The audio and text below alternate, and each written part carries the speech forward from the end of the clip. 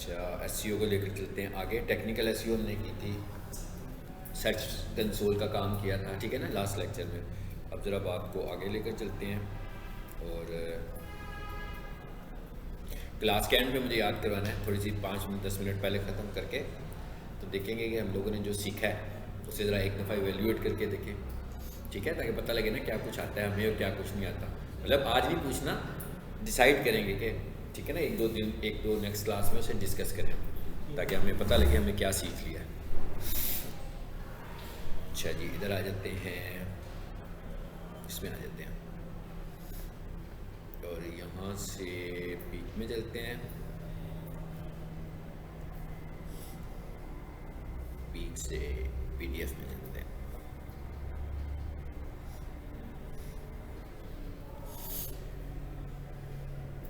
अच्छा, सबसे पहले ये देखते हैं how to fix 404 page error. ये नहीं पढ़ा ना आप लोगों ने भी? अच्छा, 404 पेज एरर क्या होता है कि हमारी वेबसाइट बनी हुई है, ठीक है, और उस पर कोई ब्रोकन लिंक आ गया, ब्रोकन लिंक आ गया कोई। अब ब्रोकन लिंक क्या होता है? ब्रोकन लिंक का मतलब क्या है आपको पता है? एंकर के टैग के साथ हम लिंक्स बनाते हैं किसी भी वेबसाइट पे, मेन्यू भी एंकर के टैग के साथ ही बना होता है, AHREF के साथ। तो ब्रोकन लिंक कैसे बन जाता है? मतलब ये ऑटोमेटिकली कोई खुद से जनरेट तो नहीं होता होगा, ये कहीं कुछ गलती होती है। मिसाल के तौर पर हमने वेबसाइट डेवलप करवाई, उसके बाद हमने उसमें कुछ एडिटिंग की। अब एंकर के टैग में हम href के साथ एक फ़ाइल का रेफरेंस देते हैं, ऐसे ही है ना? वो फाइल कहाँ पड़ी हुई है? हमारे प्रोजेक्ट में पड़ी हुई है।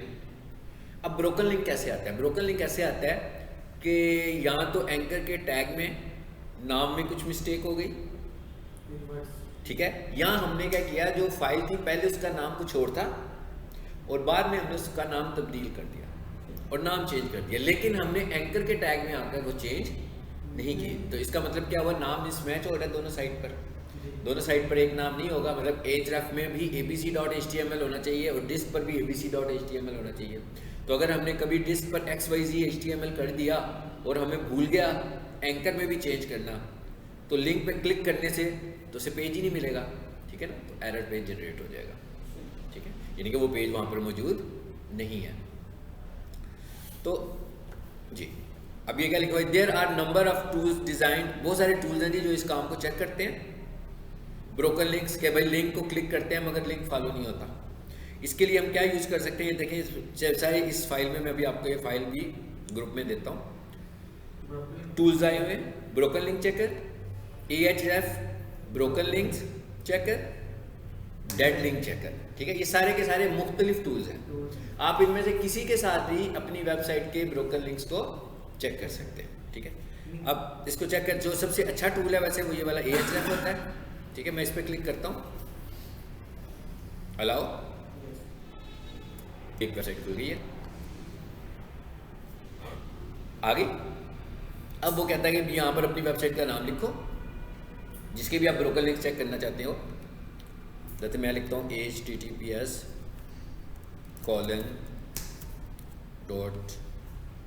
ये मैं एक वेबसाइट का नाम लिख रहा हूँ,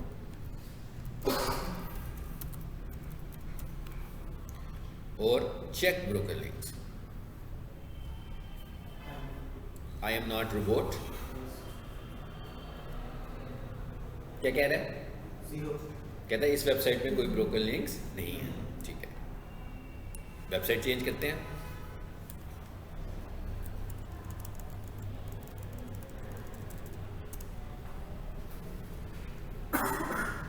stars entitest.edu.pk, दूसरी वेबसाइट लिख दी मैंने, आई एम नॉट रोबोट, इसमें भी कोई नहीं है जी। अच्छा जी, और कोई लिखते हैं,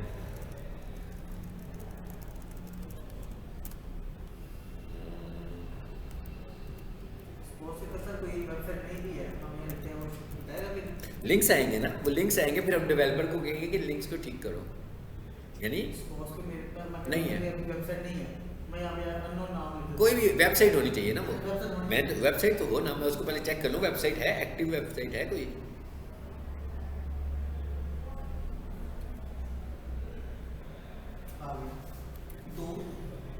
कहता है जी 2 लिंक्स जो हैं वो आपकी वेबसाइट पर ब्रोकन लिंक्स पड़े हुए हैं, ठीक है। तो कह रहा है ये वाले 2 ब्रोकन लिंक्स, ठीक है। अब ये जो लिंक्स 2 ब्रोकन लिंक्स आ रहे हैं, ये अब हम उसको बताएंगे। यार है ना 404 का एरर जनरेट हुआ है, ठीक है। अब ये हमने उसको बताना है कि भाई ये देखें ज़रा, इसका हल निकालें आप कि ये ब्रोकन लिंक क्यों आ रहा है। आ गया ना।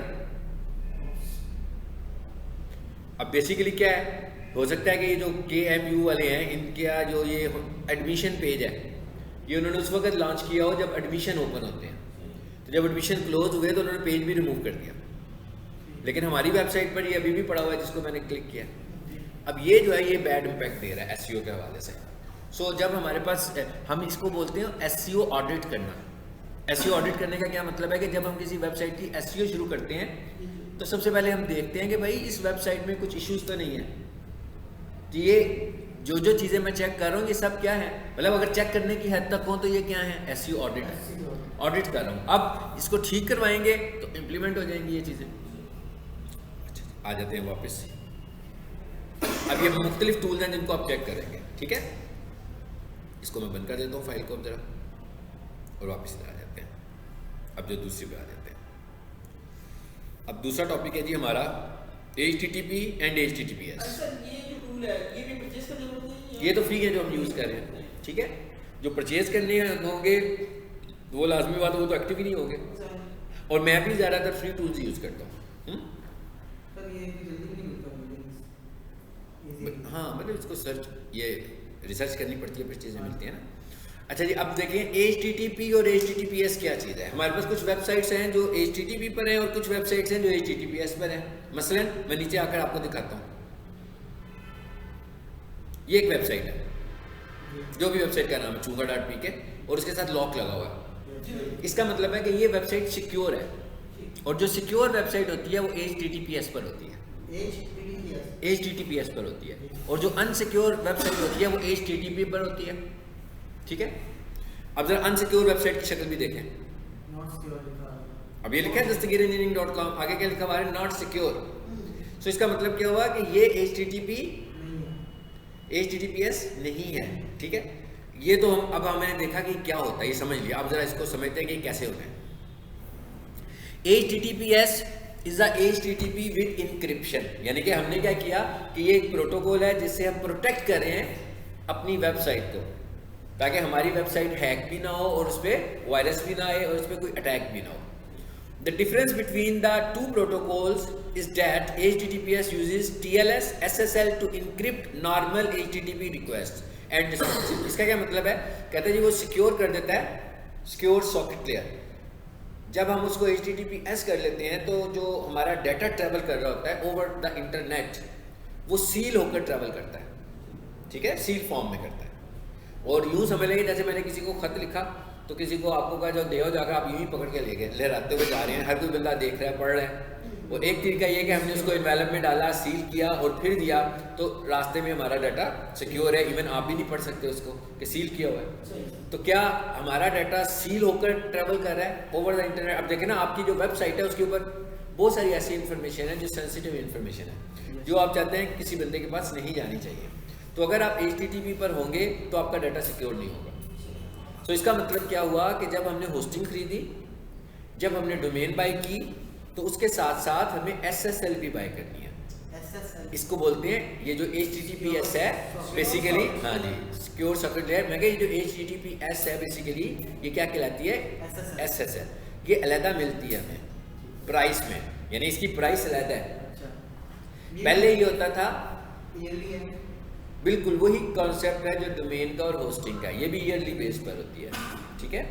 पहले ये होता था कि आप लें या ना लें, अब उन्होंने ये कर दिया हुआ है कि भाई आपको लेनी है, यानी कि ये भी आपने लाजमी लेनी है ताकि आपकी वेबसाइट सिक्योर हो। अदरवाइज क्या करेंगे, हम होस्टिंग वाली कंपनी को पकड़ेंगे बार बार कि भाई क्या हो रहा है हमारी वेबसाइट को, हमारी वेबसाइट हैंग हो रही है, वायरस आ रहा है, ऑटो ईमेल जनरेट करने लगी हुई है खुद से ही। तो वो ये कहते हैं कि इसको आप सिक्योर कर लें। अब ये सिक्योरिटी हो रहा है और एक एंटीवायरस सिक्योरिटी है वो हो रहा है। हाँ जी। सो वो कहता है कि अगर आपको एंटीवायरस सिक्योरिटी, ये तो देखे ना, ये तो हमने कहा ना कि सील लगा दी हमने, बस ये इस तरह की सिक्योरिटी है, इनक्रिप्ट कर दिया हमने अपना डाटा। बिल्कुल जैसे आपका पासवर्ड होता है, अब पासवर्ड लगाते हो 4 कैरेक्टर्स का, तो जब उसको इंक्रिप्ट करता है ना उसको 10-12 करके दिखा रहा होता है आपको, हालांकि होते 4 कैरेक्टर्स हैं वो, ताकि कोई भी बंदा उसको ब्रेक करने के लिए अटेम्प्ट्स ना करे। किसी को 4 कैरेक्टर्स नजर आ गए उसके लिए तो पासवर्ड ब्रेक करना बहुत आसान हो गया कि भाई मैं इस कम्बिनेशन के साथ इसको ट्राई कर लेता हूँ, ठीक है। तो इसका मतलब क्या हुआ कि SSL जो है ये बड़ी ज़रूरी है, मतलब ये हमें इम्प्लीमेंट लाजमी करनी चाहिए, ठीक है। आप अटेंडेंस लगवा लें, फिर मैं